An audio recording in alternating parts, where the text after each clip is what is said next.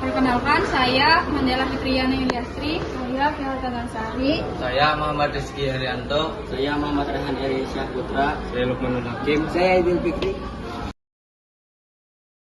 Saya akan mempresentasikan bagian epidermis. Epidermis adalah lapisan sel keluar pada berbagai organisme, baik pada hewan maupun tumbuhan yang berfungsi melindungi dari lingkungan dan serangan patogen. Yang pertama ada kutikula. Kutikula adalah lapisan lilin teratas yang melindungi daun dari kehilangan air melalui transpirasi dan melindungi dari serangan patogen.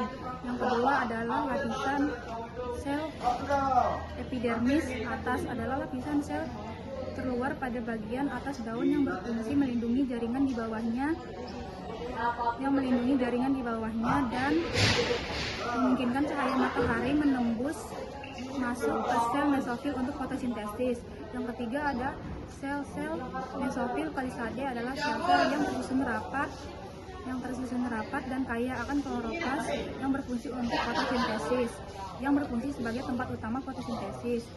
Yang keempat ada sel mesofil spons, adalah lapisan tidak teratur dan dengan memiliki banyak rongga di dalamnya sebagai tempat fotosintesis. Yang kelima ada substoma. Ruang udara adalah ruang kosong di bawah substoma yang berfungsi sebagai menampung pertukaran gas sebelum keluar atau masuk melalui stoma. Yang keenam ada sel epidermis bawah, adalah lapisan sel tunggal di permukaan bawah daun yang melindungi jaringan di dalamnya. Yang ketujuh ada stoma. Stoma adalah pori-pori kecil di epidermis yang berfungsi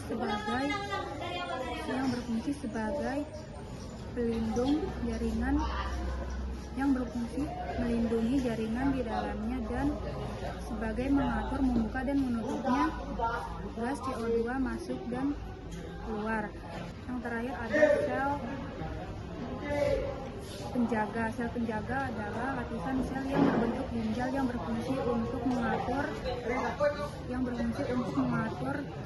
keluar dan masuknya uap, air, dan gas.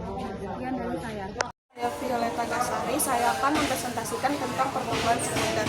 Yang pertama ada gabus. Gabus merupakan lapisan terluar yang melindungi batang yang terdiri dari gabus dan kambium gabus atau velogen. Yang kedua ada kambium gabus atau velogen, merupakan meristem sekunder yang menghasilkan gabus ke arah luar oleh aktivitas kambium vaskular. Yang ketiga ada floem sekunder. Floem sekunder merupakan jaringan pengangkut yang terbentuk ke arah luar oleh aktivitas kambium vaskular. Yang keempat ada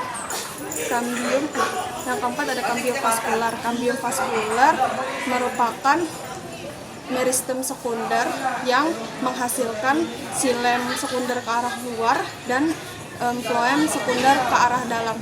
Yang kelima ada xilem sekunder. Xilem sekunder merupakan jaringan pengangkut yang terbentuk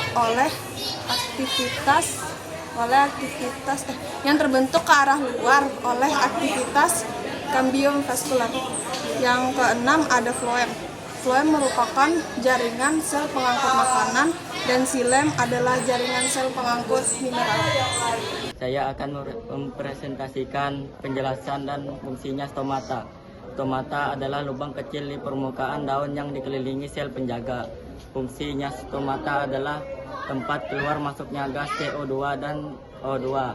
Yang kedua, mengatur penguapan air dan transpirasi. 3. Membantu fotosintesis dan respirasi. Sekian dari saya. Waalaikumsalam warahmatullahi wabarakatuh. Assalamualaikum warahmatullahi wabarakatuh. Saya akan mempresentasikan ini. Berdasarkan gambar, trikoma adalah derivat epidermis atau modifikasi sel-sel epidermis pada tumbuh-tumbuhan. Trikoma berbentuk seperti rambut atau bulu dan dapat ditemukan pada daun, batang, atau organ lain. Fungsinya beragam termasuk mengurangi penguapan air, membantu penyerapan air dan nutrisi, serta melindungi tumbuhan dari serangan serangga atau hewan. Assalamualaikum warahmatullahi wabarakatuh. Saya akan mempresentasikan duri tempel pada bunga mawar. Duri tempel pada bunga mawar sebenarnya bukanlah duri sejati, melainkan struktur yang disebut duri tempel atau duri yang tumbuh dari epidermis. Duri tempel pada mawar tumbuh dari lapisan luar batang atau ranting, dan bukan dari dalam jaringan tanaman seperti duri sejati. Fungsi duri tempel pada mawar adalah melindungi tanaman dari herbivora atau hewan pemakan tanaman, menghalangi akses hewan untuk mencapai bagian tanaman yang lebih lunak, membantu tanaman untuk mempertahankan diri dari kerusakan. Assalamualaikum warahmatullahi wabarakatuh. Perkenalkan, saya dari Ayu Fikri ingin mempresentasikan dari duri sejati pada bunga bougainville, yaitu adalah sebenarnya bukanlah duri pada bunga itu sendiri, melainkan duri pada batang atau ranting tanaman bougainville. Fungsi dari bougainville adalah melindungi tanaman dari herbivora atau hewan pemakaman tanaman, menghalang akses hewan untuk mencapai bagian tanaman yang lebih lunak, membantu tanaman untuk mempertahankan diri dari kerusakan. Wassalamualaikum warahmatullahi wabarakatuh. Sekian presentasi dari kami. Wassalamualaikum warahmatullahi wabarakatuh.